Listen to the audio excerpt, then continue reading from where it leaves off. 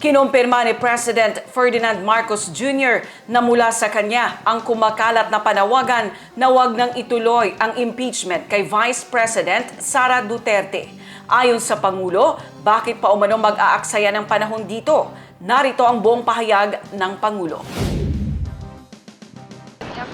Well, well, it was actually private communication, but na-leak na, yes.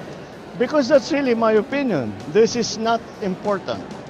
This does not make any difference to even one single Filipino life. So why waste time on it? What will happen to if somebody files an impeachment? It will tie down the House. It will tie down the Senate. It will just take up all the time, and for what? For nothing. For nothing. None of this will help improve a single Filipino life. As far as I'm concerned, it's a storm in a teacup. Sir, have you reached the point of no return?